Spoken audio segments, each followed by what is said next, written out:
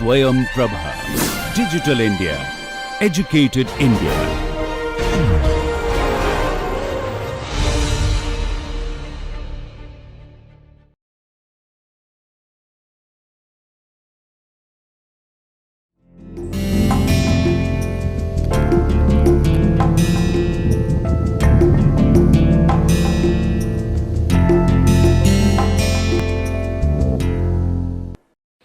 Hello friends, welcome to this course on academic writing.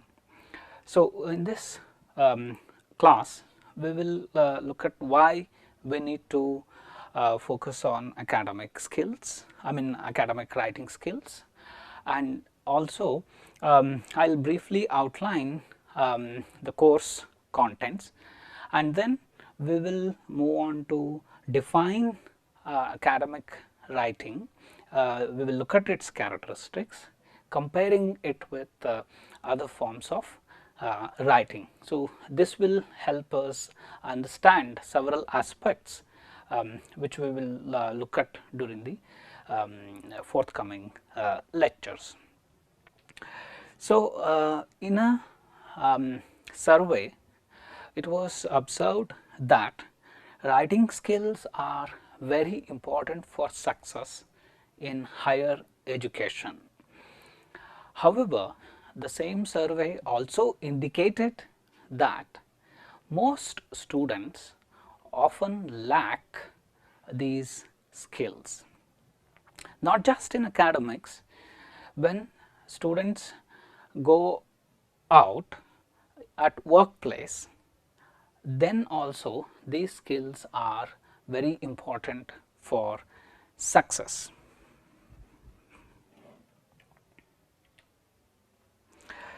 So coming back to academic context, students are required to write assignments, reports, then they submit thesis, dissertations, term papers as part of their course.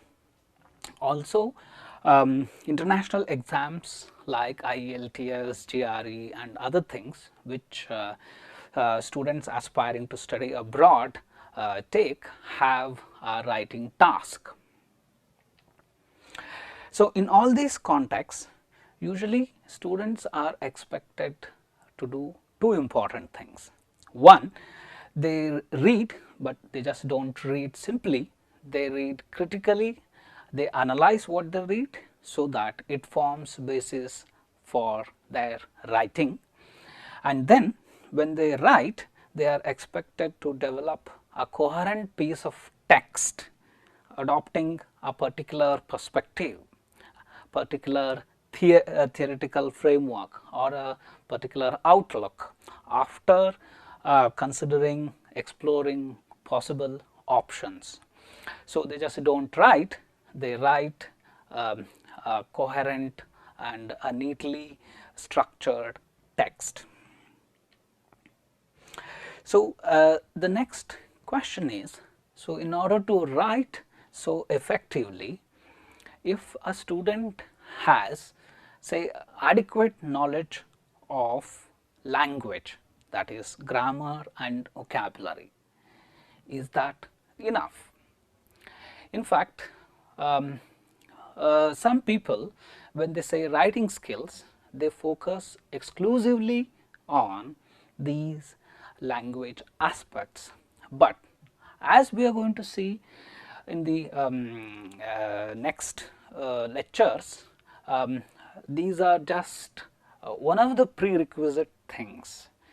Writing beautifully, writing a good coherent text calls for actually synthesis of many skills, and that is what this course aims to focus on. So some of the aspects which this course is going to cover are listed here. So you can see from this list here. So critical reading, then understanding and analyzing the task, gathering resources and using them, then basics of writing, structure of a paragraph, then various discourse strategies like narration, description, argumentative and cause effect, among others, and then some common forms of academic writing like theses, research papers, reports, etc. And then we will also look at language aspects. So, you might be wondering why reading is here. As mentioned earlier, in order to write, you need to first read, gather resources, and then you start to write. So, these two aspects, you can say academic reading and writing, are going to be key focus areas in this course. I have listed some references, basic references here. Bailey 2004 Academic Writing, a practical guide for students. Then Giltrow et al. Academic Writing and Introduction, published in 2009. Gupta 2017, A Course in Academic Writing. Bonipalli and Pawar 2010, Academic Writing, a guide for management students and researchers. Reinking and Austin 2011, Strategies for Successful Writing. This is not an exhaustive list, but just an indicative one. There are also some web resources which you can use. Purdue Online Writing Lab, Massey University course on academic writing, How to Improve Your Academic Writing, developed by Essex University. This again is just a few selected resources. So, we move to the next section, that is defining the characteristics of academic writing. So, what it is and how it is different from other kinds of writing. So, if somebody asks you what exactly is academic writing, you can say that this is writing done in academic circles, mainly to communicate scientific knowledge. So, the audience here is people working in a particular field of study, maybe physics, chemistry or English, any field of study. The most rigorous form of academic writing you are going to see in peer-reviewed international journals and some high quality doctoral dissertations. So, here researchers, after having done their research thoroughly, following a set of protocols, conventions, they share their findings with their colleagues, and the idea is the advancement of knowledge in that particular area of study. Not just journals, students write assignments, they do lots of reports in colleges and universities. So, these also are a kind of academic writing. In all these forms of academic writing, one important thing you will notice is that here ideas take center stage. People and their subjective opinions, their feelings, they are at the backstage, and sometimes they cannot be there at all. You will find instead here logical rigor. Whatever you say, it has lot of evidence.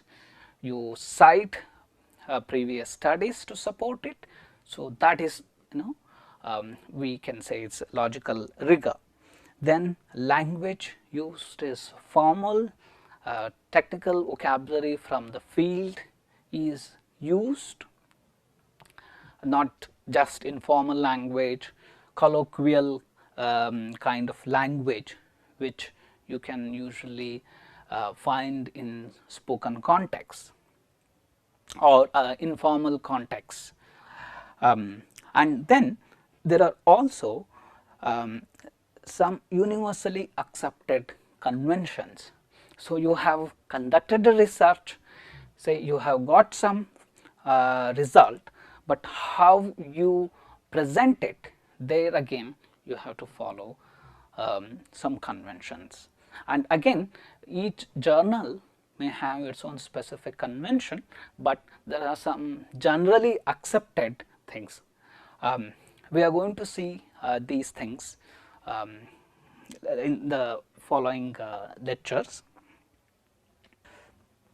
So, how is academic writing different from other kinds of writing? So, we have very briefly looked at the characteristics of academic writing, that it has logical rigor and formal language.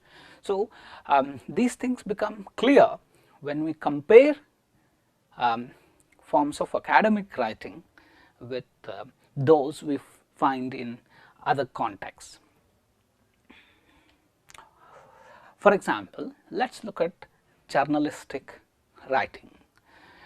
So, journalistic writing means this includes what we find in newspapers and magazines. So, here you will find articles, news articles. These report a particular event. Sometimes they also comment on those events. Then you will also find columns. These are written by experts about current issues, and you can also include editorials here. They also throw light on current issues. We must note here that columns and editorials differ from the usual reports. While reports mostly answer who, what, when, where, how, these kinds of factual details are given by these reports. These columns and editorials also sometimes answer why. So, they include opinions, views expressed by the writer. Coming back to the target audience of these newspapers and magazines, it is obvious that they aim at a very wide range of people, because circulation is important, and as a result they look at a very wide audience for their newspapers and magazines.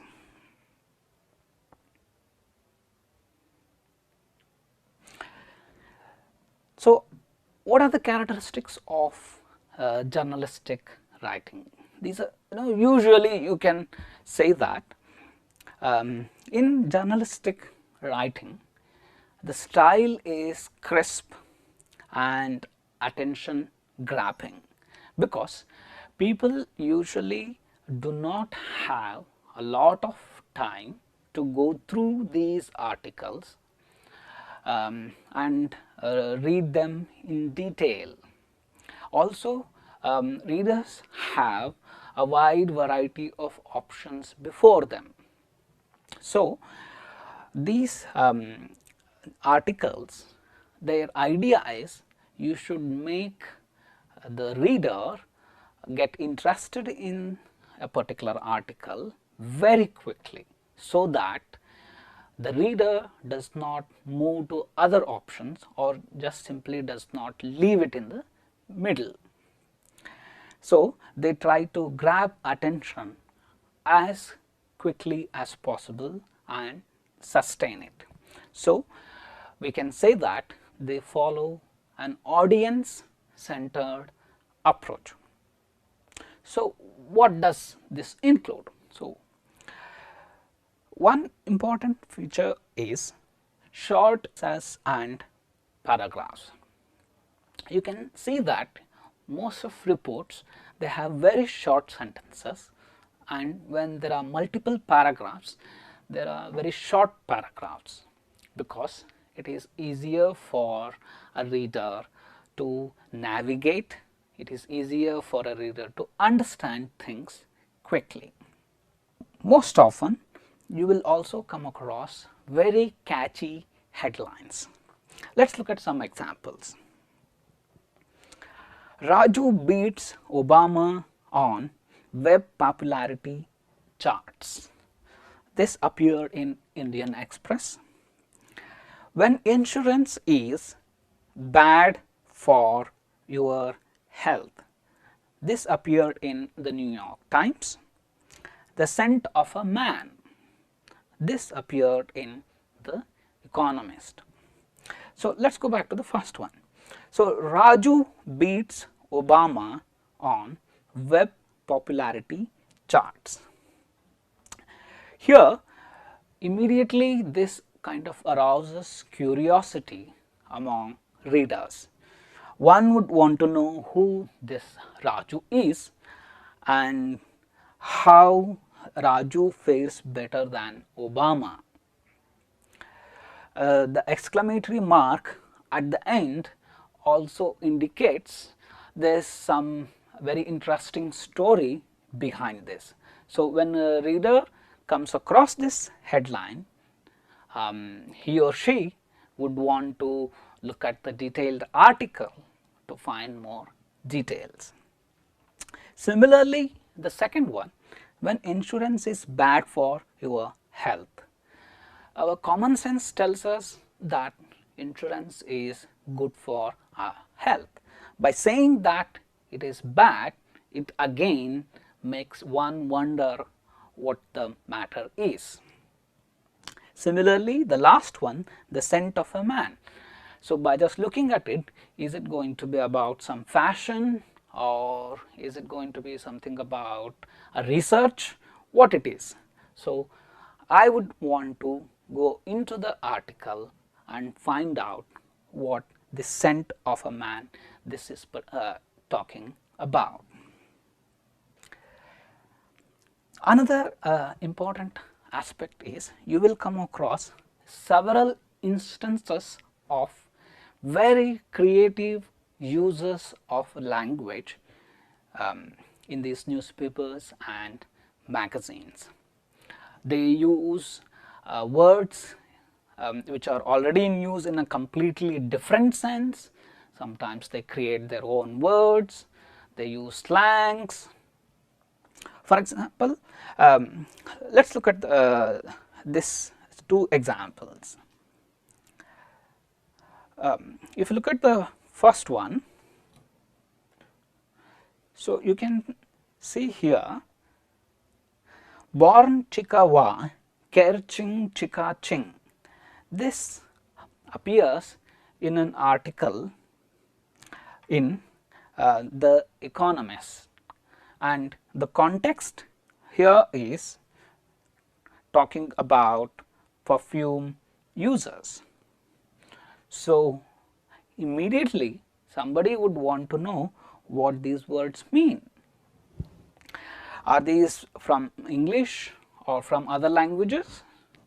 If you do a bit of search, then you will find that these are words from urban slang. Let us look at another example. This is from an article which appeared in the New York Times, and the article was on why onions make us cry. Look at the language here. Unfortunately, it seems there is no simple way to avoid it. For the love of onions, sometimes you just have to cry. The pronoun you is used, it means it is highly personalized. The writer is addressing the audience directly, and though it is probably going to talk about some science behind why onions make us cry, the language here is very colloquial and it appeals to a wide variety of audience. Each newspaper has its own code, their own conventions, how a particular word is written or how punctuation marks are used, for example. And there are some general conventions as well. So, but these are not as rigid as in academics. So, recall here we mentioned in the very beginning that there are some conventions academic writers have to follow. Magazines and newspapers, in that context also people follow some conventions, but they are not as rigid as in academics. Moving on, we now look at creative writing. So, this category includes novels, short stories, poetry, plays, and so on. Here we get to see writers' subjective interpretation of reality. This reality is not portrayed as it is, it goes through writer's perception. Sometimes you will find that whatever is presented is completely imaginary. This is a pure imagination, this work of imagination. This we call artistic license. For example, if you read Harry Potter series, we definitely know that flying brooms do not exist or a magic wand, for example. However, artists have this freedom to imagine things and present them in their own creative ways. Creative writing sometimes can be based on facts, actual events. For example, there are historical novels, but it need not always be factual. As we have noted, it can be a pure work of imagination. When you come across such imaginary things, nobody expects to find any evidence or proof. Whenever writers come to some conclusion, they are not expected to furnish any evidence for it. This is in complete contrast with what happens in academic writing. So, you reach a conclusion, your audience definitely expects you to provide solid evidence. You have to give undisputable evidence to show that on the basis of that you have reached this particular conclusion. In creative writing, readers enjoy a piece of literary work or do not. So, the word here is enjoy. So, here nobody questions the validity or the credibility. In contrast, again, an academic piece of writing, you question its validity and you want to be sure that it is trustworthy. One can here recollect what Samuel Taylor Coleridge has said, that is willing suspension of disbelief. This is what we do when we approach a creative piece of writing, but academic context we do not do so, we cannot afford to do so. Creative writing has a lot of passion, lot of wit, and as the name itself says, there is a lot of creativity in it. There are of course some conventions, like for example we call genre convention. So a novel needs to have a plot, needs to have a protagonist and an antagonist and so on. A poem, so poem has to be in this particular fashion. So there are some conventions. However, these are being redefined these days, and creative writers always they defy these limits and boundaries. Each creative writer has his or her own distinctive style, and this is what makes them popular or not so popular. Coming to language use, we know that writers manipulate language in very creative ways. For example, this is a line from Robert Burns' poem, "My love is like a red, red rose." You try typing two words, the same words twice on a computer, immediately a red line appears because this is grammatically not appropriate. But in literary context, this is accepted. This is a creative use of language. Another example, the poet E. Cummings. If you look at his name, he chose not to use capital letters at all. But again, the rules tell you that the proper name, the first letter has to be capital, and also your initials should be in capital, but he chose not to use them. Another thing, writers have always been known to invent new words, create new words to express their ideas and feelings.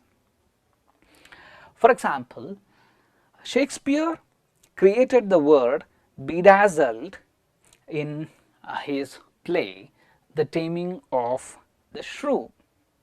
Of course, the word has got a new sense now, but it did not exist before Shakespeare used it in this particular context.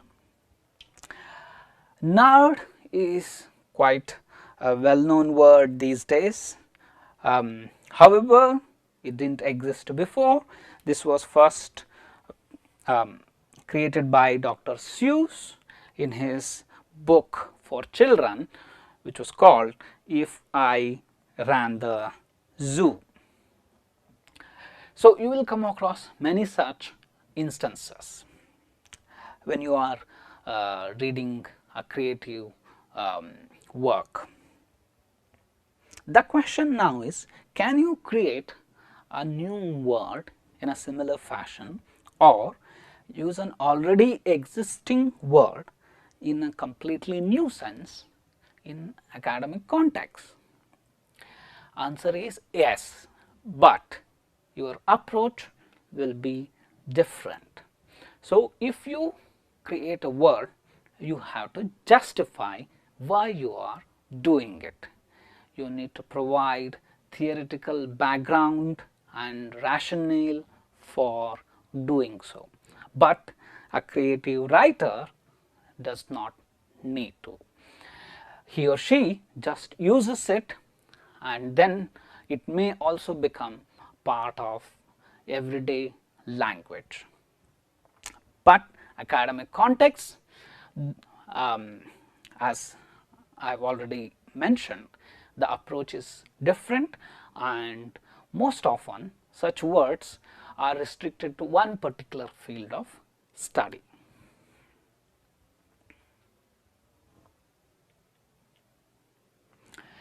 Now we come to third important kind of writing we often see. This is writing in interpersonal contexts. So, what comes under this? Usually personal emails. Earlier we used to write letters, but these days not often.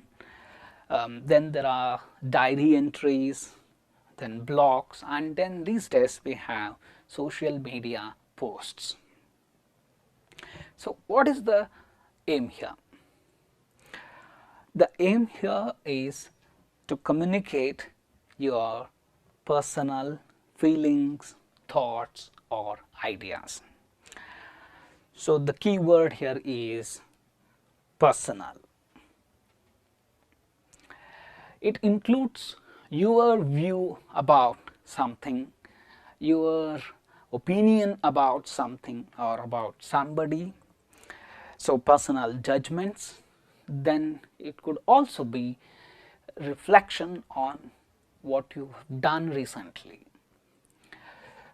So, this can follow a loose structure.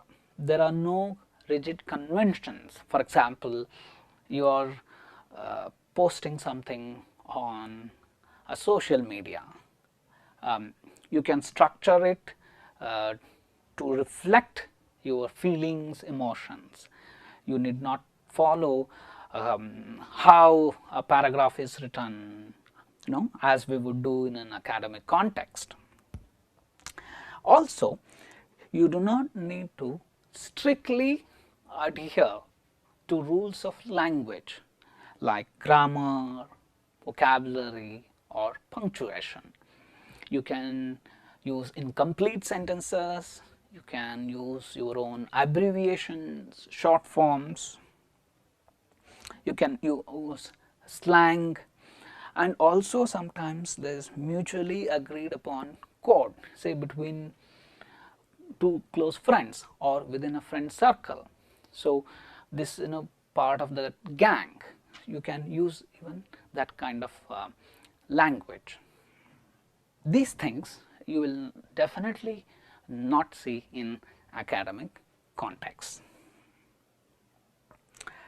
So, we have looked at journalistic writing, creative writing, and interpersonal context.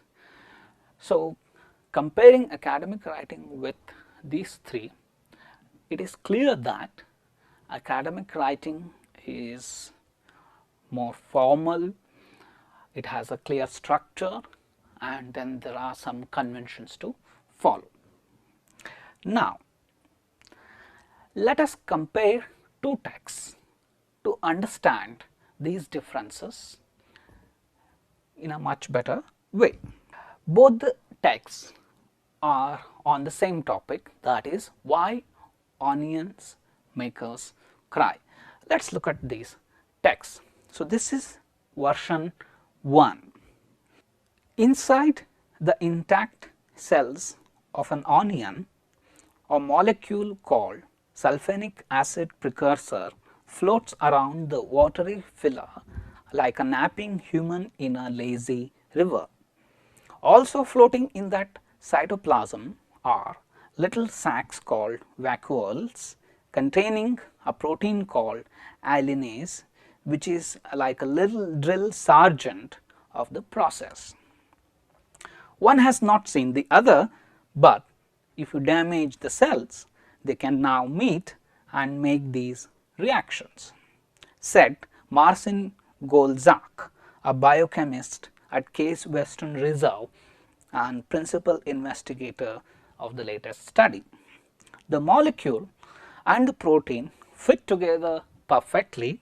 The chemical structure of the molecules change, and that lazy floater becomes a smelly soldier armed with tear gas. In this text, we are going to look at where this is from a little later. If we analyze this, I have italicized certain sections. Say for example, in the second line, like a napping human in a lazy river. Then end of the first paragraph, like a little drill sergeant of the process. Then this quote from the scientist, one has not seen the other, but if you damage the cells, they can now meet and make these reactions. Then somewhere towards the end, there is this adverb perfectly. Then towards the end of this second paragraph, lazy floater becomes a smelly soldier armed with tear gas. So, do you observe something about the parts I have highlighted? Here you can see that language is very informal, very colloquial, and comparisons are used to explain a scientific process. So, for example, napping human in a lazy river, and then little like a little drill sergeant, and then again towards the end, lazy floater becomes a smelly soldier. So, the chemicals are compared with something more concrete which people can easily associate with. Also, look at this quote. This is again very informal. So, one has not seen the other, you are kind of personifying the chemicals. And then there is the adverb perfectly. So, it means there is no scope for any limitation there, anything. So, these characteristics clearly show that this is kind of written in a more informal way. The audience is general public, and also look at the technical words, how many technical words have been used, and so on. Now, we will look at the second version. This is also about the same topic, that is why onions make us cry. So, this is version 2. In 1961, the Finnish biochemist Arturi Virtanen showed that onions contain trans plus S propenyl L cysteine sulfoxide, a positional isomer of allene. See bottom illustration on page 115. That is, its chemical content is identical with that of allene, only its structure differs. Specifically, it differs in the position of a double bond, which, as the one in its name indicates, is attached directly to sulfur. Trans plus S 1 propenyl lysine sulfoxide is the lacrimatory precursor, or LP. The onion's allinase enzyme converts it into the lacrimatory factor, or LF, the substance that makes people cry when they slice an onion.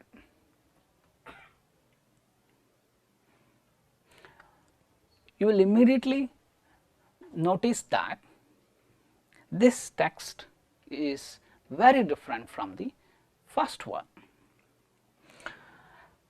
So, what are the differences? So, in this text, as you might have observed, there are many technical terms and also some specific conventions how something is referred to, how something is described. I am going to show you a comparison between these two texts, and then we will come back to the question which one is academic.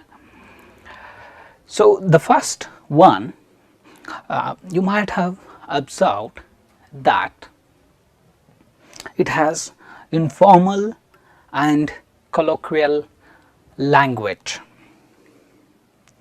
The second one has more formal language. The first one we saw that has examples and comparisons, similes used to make something understand, whereas the second one did not have any such thing. The first one had technical terms, of course, but the second one had a lot of technical terms. In the first one, the focus, you can identify that, is on conveying the gist, the main idea, whereas the second one includes a lot of details. So, it just not talks about what, it also gives details about on how or even why. So, as mentioned earlier, the first one uses many similes, comparisons, whereas you will not find any such thing in the second one. The first one has no conventions. I am going back.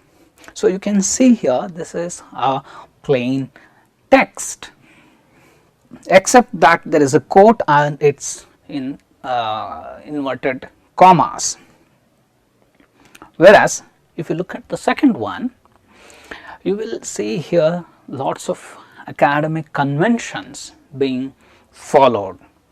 For example, how you refer to illustration, which comes sometime later, or you are giving additional details about something. So, how this is presented, and also how you refer to people and the year, all these conventions, these are very clear in the second text. Note here that both of them talk about why onions make us cry. So, by now it must have been very clear to you that the second text, is from academic context, whereas the first text is from a different context. So, what are these? Let us look at the sources. The first one you saw is from the New York Times, whereas the second one is from a journal called Scientific American. So, you can note here that the article from the New York Times talks about a scientific process, just like this article from the journal does, but the approach is very different. So, one has many technical terms, the other uses as few as possible. The one focuses more on details, technical specific details, whereas the second one includes only as little as possible. It is precisely because the target audience is different. A newspaper article, as we noted earlier, is for a wider audience. People from different walks of life read it.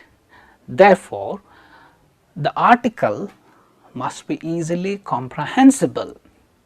Therefore, the focus is on conveying the gist and using as few technical words as possible, whereas the journal article is written for a specific audience. Here people from chemistry. So therefore, few things are here taken for granted. For example, the technical terms and how they are written or how certain things are referred to are part of the convention, and the writer assumes the readers know about it. Therefore, the writer does not explain these things in detail. However, a newspaper article cannot take things for granted. You have to explain in as simple terms as possible to reach people. So, now you know that the clear difference between a journalistic piece of writing and an academic piece of work. So, on the basis of this little exercise, we can understand features of academic writing in a better way. Some are listed here. One is a clear and linear structure. We have noted earlier, say in for example, your social media posts or your personal emails or diary entries, they need not have a clear and a very well built organization, but an academic piece of work has it. For example, you look at a research paper, we can usually find the following sections in a research paper. Of course, depending on the field of study and the nature of the study, there may be slight variations, but you will usually find the following things in a research paper. There is first introduction to the field, very little introduction, because note here many things are taken for granted, and introduction to the specific subfield of inquiry. Then there is review of previous research. You want to show here that you have read all the main, at least the main important works, and you are drawing on them, and then on the basis of that you identify a gap and you articulate your research questions or hypotheses, and then you talk about your research methodology, what you are going to do, what how you are going to collect data and so on, and then we will talk about your data collection procedures and your analysis, then the results, and there is a discussion on data analysis and findings. Then there is conclusion. You will also find references. Endnotes and appendices are usually optional. So here I must draw your attention to this point about references. A newspaper article, for example, I am going back to this. This is also well researched and written on the basis of a particular study, but a newspaper article is very unlikely to have a list of references. However, a journal article in an academic context like this one does have a long list of references. The same is true in case of a an assignment submitted by a student, or your master thesis, doctoral dissertations, all these have section called references. So, there is a clear structure for your research paper. Even if you are writing, say, a short essay, that also has a clear structure in academic context. So, any essay, usually we can identify 3 broad sections: introduction.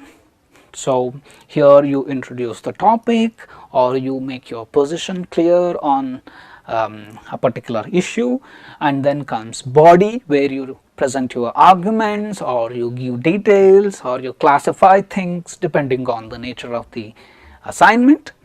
And then you have conclusion, where you kind of summarize whatever you have said so far and make your position again very clear. So, even an essay has a clear structure in academic context. So, for the essay also, you are expected to cite the sources, then list them under references. So, conventions you have to follow. Clarity is another important aspect of academic writing. So, whatever you say, you have to say it very clearly, using clear sentences and most appropriate vocabulary. There is no scope for ambiguity here. It is your academic paper cannot be open to multiple interpretations. Note here that a literary work, you can interpret it in multiple ways depending on the framework and other things. However, your academic paper, you should not be able to do it, because clarity is an important aspect. Cohesive and a coherent argument backed up with evidence. This is what you will find in an academic context. So, shorter essays have a clear argument, you take a position, you build it. Your research papers, again the same thing, your dissertations, your thesis, they also put forth a clear argument on a particular topic. You either dispute previous things, or you present something in support of it, or you are going to kind of balance both the old and the new. So, when we say evidence, what we mean here in academic context is, there are some facts which are well established, then there are details from previous studies which are trustworthy. So, that is important. So, you cannot depend on previous studies which are not very credible. So, the research methodology might be a flawed one, or there may be other issues. So, in academic context, such studies are not referred to. You depend on trustworthy sources, and then you also bank on findings of experts. So, experts means these people have worked extensively and have published. So, all these come under evidence in academic context. So, to sum up, academic writing builds on evidence. There is no scope for personal opinions there. It has a clear structure, and language is very formal, and there is no scope for creative use of language in academic context. Looking at some more features, so coming to the language, things are understated, you adopt a very cautious tone here. We will look at it in detail in the lectures in the due course. As I mentioned, you do not use any creative, you do not creatively use language, you adhere to conventions strictly, then you have to adhere to rules of punctuation and grammar, and of course meticulous citation and referencing is another key feature of academic writing. We will explore these aspects in detail in the following lectures. Thank you.